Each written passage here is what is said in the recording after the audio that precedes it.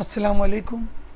हसद आज मौजूदा यूथ के बीच में एक दूसरे की आगे बढ़ने की कंपटीशन में, शरत में, आज एक दूसरे के दिलों में हम हसद कर बैठते हैं। और ये हसद क्या है आज हम लोगों को पता ही नहीं है।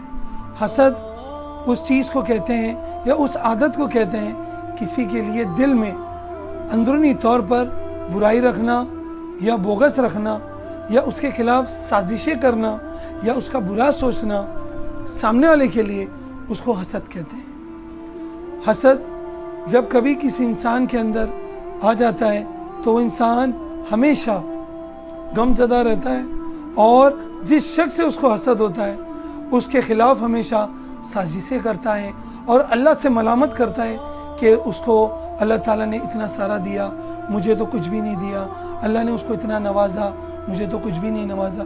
हमेशा अल्लाह से अफसोस करता है। जब कोई शख्स हसद करता है इसका मतलब वो अल्लाह की दी हुई इनायत पर, तकसीम पर इख्तिलाफात करता है।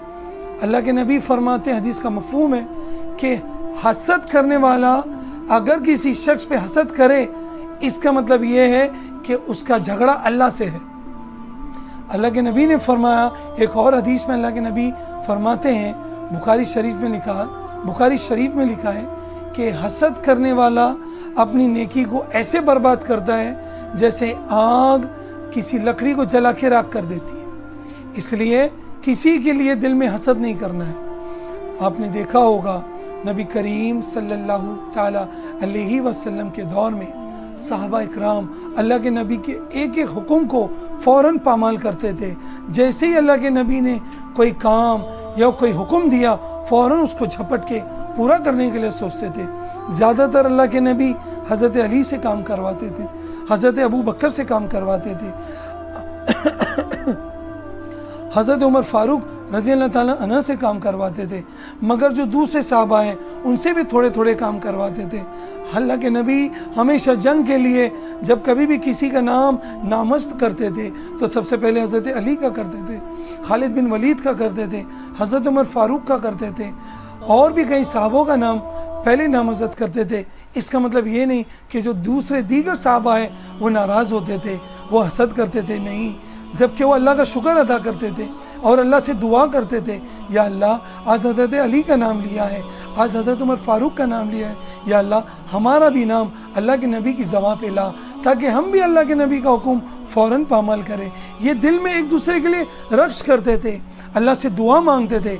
मगर आज की यूथ, आज के नौजवान एक दूसरे की तरक्की पर, एक दूसरे की कामयाबी पर जलते हैं और अल्लाह से शिकवा करते हैं, और ये शिकवा अल्लाह को पसंद नहीं है।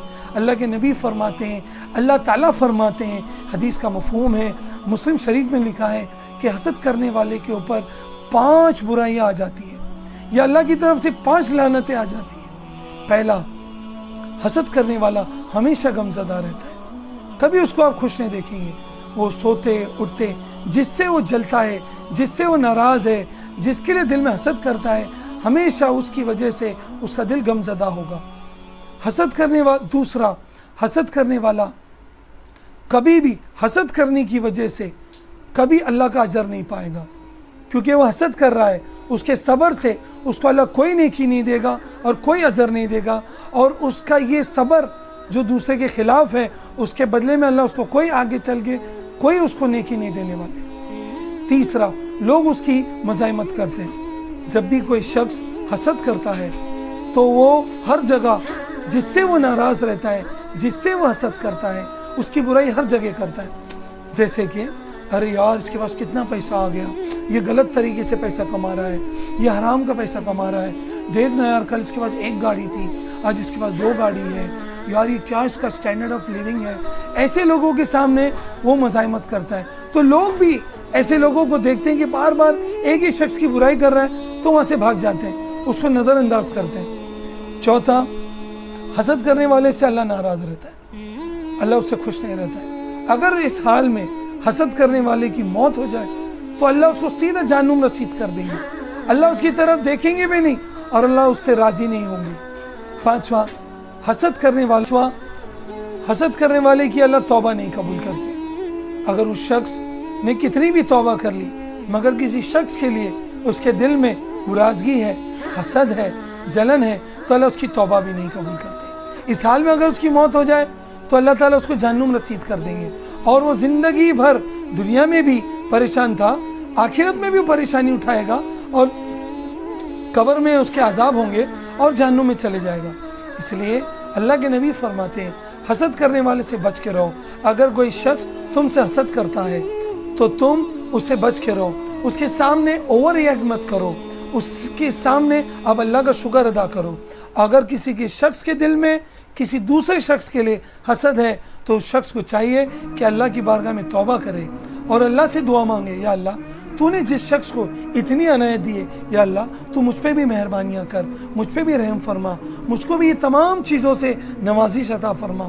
انشاءاللہ اللہ تعالی ہماری تمام دعاؤں کو سنتا ہے اور وقت آنے پر پوری بھی کرے گا انشاءاللہ۔ اس لیے کسی سے حسد مت کیجیے انشاءاللہ۔